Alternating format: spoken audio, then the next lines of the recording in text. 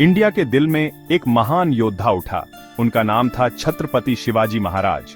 उन्होंने अपने लोगों मराठों के लिए एक स्वतंत्र राज्य का सपना देखा।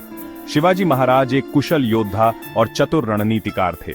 उन्होंने शक्तिशाली मुगल साम्राज्य को चुनौती दी, जो उस समय भारत के अधिकांश हिस्से पर राज करता था।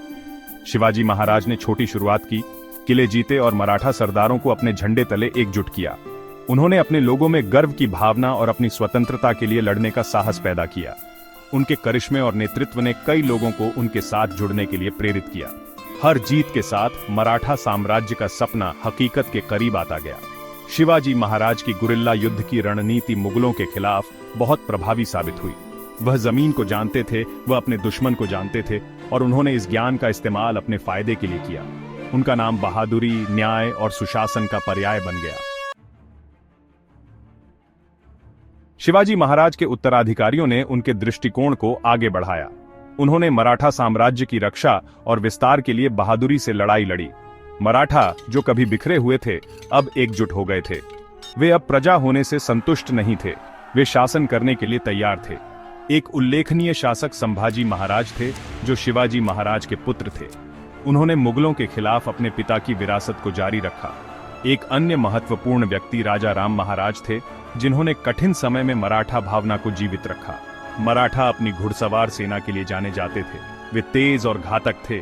अपनी गति और चपलता का उपयोग अपने विरोधियों से आगे निकलने के लिए करते थे। वे युद्ध के मैदान में एक दुर्जेय शक्ति बन गए। इस अवधि में मराठों को एक क्षेत्रीय शक्ति से भारतीय राजनीति में एक प्रमुख शक्ति के रूप में बदलते देखा गया। कुशल शासकों और सेनापतियों के नेतृत्व में मराठा साम्राज्य अपने चरम पर पहुंच गया।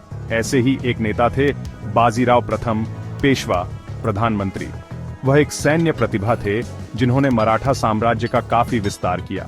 मराठों ने कई महत्वपूर्ण लड़ाइयां लड़ी और जीती। उन्होंने हैदराबाद के निजाम, एक शक्तिशाली मुगल गवर्नर को हराया। उन्होंने पुर्तगालियों और अंग्रेजों को भी चुनौती दी, जो भारत में अपनी उपस्थिति स्थापित कर रहे थे। यह युग न केवल सैन्य विस्तार बल्कि कुशल प्रशासन द्वारा भी चिह्नित किया गया था। मराठों ने राजस्व संग्रह और शासन पर ध्यान केंद्रित किया, अपने क्षेत्रों पर अपनी पकड़ मजबूत की। उन्होंने एक ऐसी प्रणाली स्थापित की जिससे उनके लोगों की समृद्धि और सुरक्षा सुनिश्चित हुई। भाग 4, मुगल मराठा संघर्ष, टाइटन्स का संघर्ष। मराठा और मुगल लगातार एक दूसरे के साथ संघर्ष में थे। मुगल हालांकि शक्तिशाली थे, आंतरिक संघर्षों से कमजोर हो गए थे। मराठों ने इसका फायदा उठाया और उनके खिलाफ कई अभियान शुरू किए। पालखेड़ की लड़ाई मराठों के लिए एक महत्वपूर्ण जीत थी। इस लड़ाई ने उनके सैन्य कौशल और रणनीतिक प्रतिभा का प्रदर्शन किया। मराठा हालांकि संख्या में कम थे, मुगल सेना को पछाड़ दिया। इन संघर्षों का भारत के राजनीतिक परिदृश्य पर गहरा प्रभाव पड़ा। इसने मुगल सत्ता के पतन को चिह्नित किया और मराठों के लिए एक प्रमुख शक्ति के रूप में उभरने का मार्ग प्रशस्त किया। हालांकि इसने मराठों पर भी असर डाला, उनके संसाधनों को कम किया और आंतरिक विभाजन पैदा किए। भाग 5, आंतरिक संघर्ष और पेशवा युग। छत्रपति शाहू की मृत्यु के बाद मराठा साम्राज्य को आंतरिक संघर्षों का सामना करना पड़ा। पेशवा, जिन्हें मूल रूप से प्रधानमंत्री के रूप में नियुक्त किया गया था, तेजी से शक्तिशाली हो गए। उन्होंने अपने अधिकार का दावा किया, जिससे साम्राज्य के भीतर सत्ता संघर्ष हुआ। विभिन्न मराठा सरदारों और पेशवाओं ने नियंत्रण के लिए संघर्ष किया। इस आंतरिक कलह ने साम्राज्य को कमजोर कर दिया। मराठों को बाहरी खतरों का भी सामना करना पड़ा, खासकर अफगान आक्रमणकारी अहमद शाह अब्दाली से। इन चुनौतियों के बावजूद मराठों ने इस अवधि के दौरान कुछ उल्लेखनीय जीत हासिल की।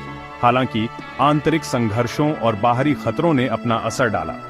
अहमद शाह अब्दाली के खिलाफ पानीपत की तीसरी लड़ाई में मराठाओं की हार एक बड़ा झटका था। इसने उत्तर भारत पर मराठाओं की पकड़ को कमजोर कर दिया और उनके पतन की शुरुआत को चिह्नित किया। भाग 6, एक साम्राज्य का सूर्यास्त, अंग्रेजों का उदय। जैसे जैसे आंतरिक संघर्षों के कारण मराठा साम्राज्य कमजोर होता गया, भारतीय क्षितिज पर एक नई शक्ति का उदय हुआ, ब्रिटिश ईस्ट इंडिया कंपनी। शुरुआत में व्यापारी अंग्रेज धीरे धीरे भारतीय राजनीति में हस्तक्षेप करने लगे। उन्होंने अपने फायदे के लिए मराठा साम्राज्य के भीतर विभाजन का फायदा उठाया। अंग्रेजों ने कुशलता से विभिन्न मराठा सरदारों को एक दूसरे के खिलाफ खड़ा किया। उन्होंने एंग्लो मराठा युद्धों में समाप्त होने वाली लड़ाइयों की एक श्रृंखला में मराठों को हराने के लिए अपनी बेहतर सैन्य तकनीक और रणनीति का इस्तेमाल किया।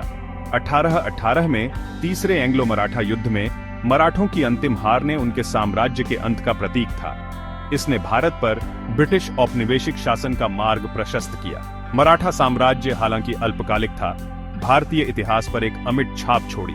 उनकी कहानी उनके साहस, लचीलेपन और एकजुट और स्वतंत्र भारत के सपने का प्रमाण है।